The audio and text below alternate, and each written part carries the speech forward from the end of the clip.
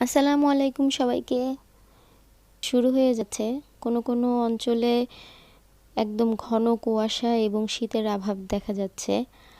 আর অনেক ধরনের পাখি দেখছি আমি। এখানে একদমই ছাই কালার, একদম ডিপ ব্ল্যাক অ্যাশ টাইপের যেই কালার হয়, সেই কালারের একটা পাখি দেখেছি আমি। এটা আমি চিনি না, আমি নাম জানি না। কাঠবিড়ালি হয়তো খেয়াল করেছেন, গাছ থেকে নামছিল দুইটা কাঠবিড়ালি। একটা মেবি অলমোস্ট নিউ অ্যাডাল্ট হবে কাঠবিড়ালি, আর আরেকটা ম্যাচিওর কাঠবিড়ালি।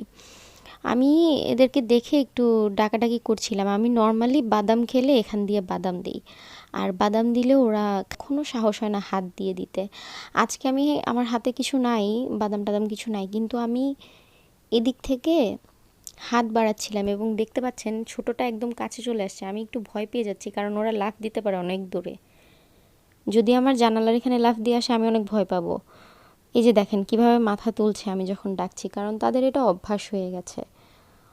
তো আমি আলহামদুলিল্লাহ সকালটা আসলে আরামে নিশ্চিন্তে কোনো ধরনের ঝুট ঝামেলা ছাড়া কাটাতেই পছন্দ করি।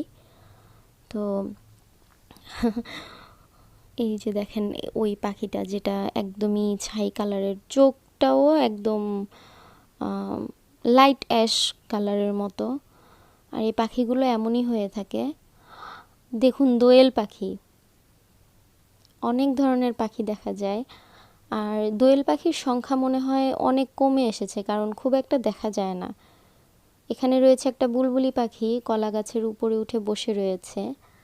আর শীতের সকালে পাখির আওয়াজ শুনতে ভালোই লাগে, খারাপ লাগে না।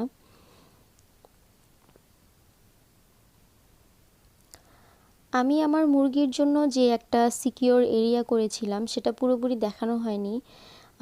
টিনের যেই খোপ বানিয়ে এনেছিলাম, বা চিকেন কুপ যেটাকে বলে, রাতে মুরগি থাকে, সেটাতে আমি নিজে রং করেছিলাম। দেন ওইটার চতুর্দিক দিয়েই আমি একটা খাঁচার মতো বড় করে বানিয়েছি, 10 ফিট বাই 4 ফিট।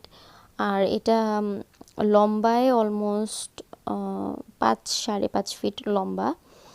সো যথেষ্ট পরিমাণ জায়গা রয়েছে এখানে। এই অঞ্চলে বন বিড়াল নামে ডাকে অনেকে, মানে জংলি বিড়াল, বন বিড়াল এই নামে ডাকে।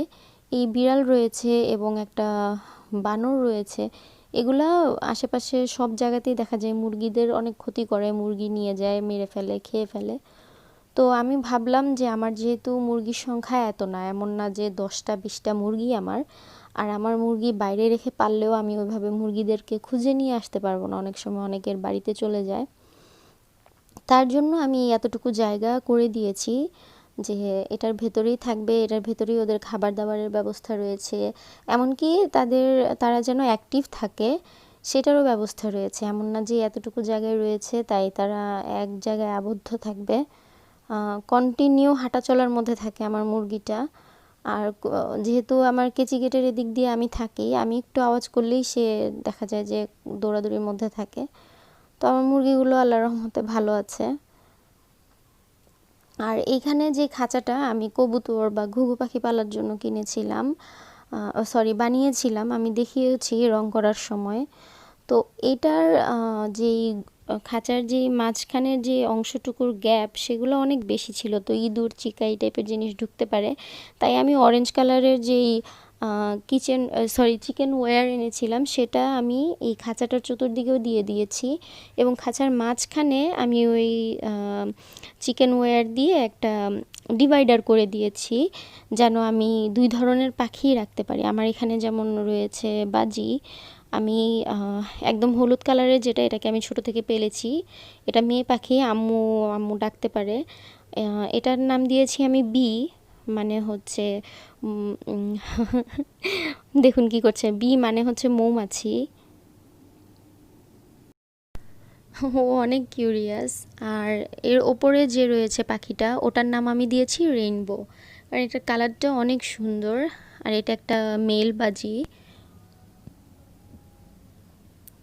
আর এখানে রয়েছে একজোড়া অস্ট্রেলিয়ান ডায়মন্ড ডাভ।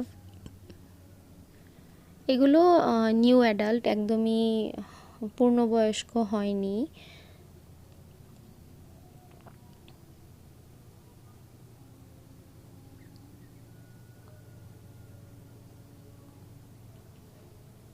এখন শীত চলে এসেছে এবং যেহেতু ওয়েদার চেঞ্জের সঙ্গে সঙ্গে আমাদের মানুষদেরও অনেক ধরনের সমস্যা দেখা দেয়, ঠিক তেমনি আমাদের আসলে আমাদের যে পশু রয়েছে, প্রাণী রয়েছে, আমরা যেগুলোকে পেলে থাকি, তাদের প্রতিও আমাদের একটু যত্নশীল হওয়া উচিত, এক্সট্রা কেয়ার নেওয়া উচিত।